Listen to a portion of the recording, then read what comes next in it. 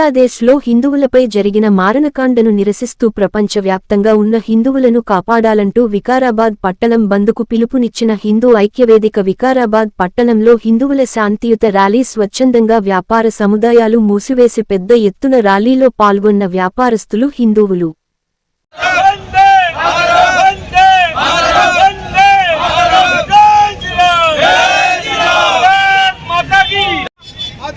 విద్యా సంస్థలు కానీ లేదా మిగతా అందరూ కూడా ఉద్యమం స్టార్ట్ చేశారు రిజర్వేషన్స్ పొడిగించొద్దని.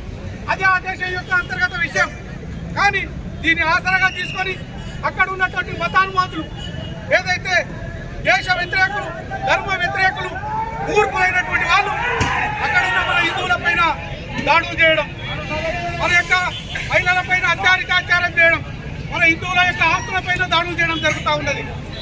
వేలాదిగా మన దేశం వైపు తరలి వస్తూ ఉన్నారు బిక్కు మన హిందువులను. కాబట్టి హిందువులకు ఇక ఆశ్రయం లేదు. ఈ దేశంలో ఉన్నది ఒకటే భారతదేశం. కాబట్టి ఆ హిందువులను రక్షించుకునేటువంటి బాధ్యత మన యొక్క భారతదేశం పైన మన మీద ఉండదు. కాబట్టి ఆ దాడులను ఖండించాలని, ఆ యొక్క రాక్షస కృత్యాలు ఏవైతే జరుగుతూ ఉన్నాయో వాటిని ఖండించాలని ముక్త ఖండంతో భారతీయ జనతా పార్టీ కానీ లేకపోతే మిగతా రాజకీయ పక్షాలు అన్ని వర్గాల ప్రజలు అందరూ కూడా సహకరించి మన యొక్క ఐక్యతను సాటుకుంటడానికి హిందూ ఐక్య వేదిక పేరిట ఇవాళ మనం పెద్ద ఎత్తున బంధు నిర్వహించినాం. దీనికి సహకరించినటువంటి వ్యాపారస్తులు, అన్ని రకాల వ్యాపారస్తులు, వాళ్ళు ఏ దుకాణాలు ఉన్న రెడీమేడ్స్ కానీ, జ్యువెలర్స్ కానీ, లేకపోతే డ్రెస్సెస్ కానీ, బ్లౌజర్స్ కానీ, కిరాణా మార్కెట్స్ కానీ, డాక్టర్స్ అసోసియేషన్ కానీ, అడ్వకేట్స్ కానీ, లేకపోతే అన్ని రకాల సంస్థలు ఎవరైతే ఉన్నాయో అందరూ కూడా సహకరించారు. కాబట్టి ఈ హిందూ ఐక్య వేదిక తరఫున అందరికీ కూడా ధన్యవాదాలు తెలియజేస్తా ఉన్నాం.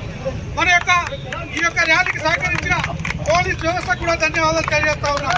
మనం ఎవరికి వ్యతిరేకం కాదు.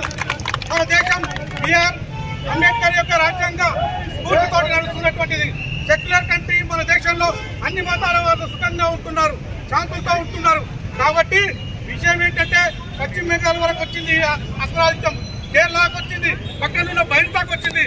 రేపు మన రాష్ట్రంకి వచ్చినా, మన గ్రామానికి వచ్చినా, మన పట్టణానికి వచ్చినా ఆశ్చర్యపడే అవసరం లేదు. కాబట్టి మనమందరం హిందువులంతా కూడా ఐక్యతతో ఉండాల్సిన అవసరం ఉంది, యూనిటీగా ఉండాల్సిన అవసరం ఉంది.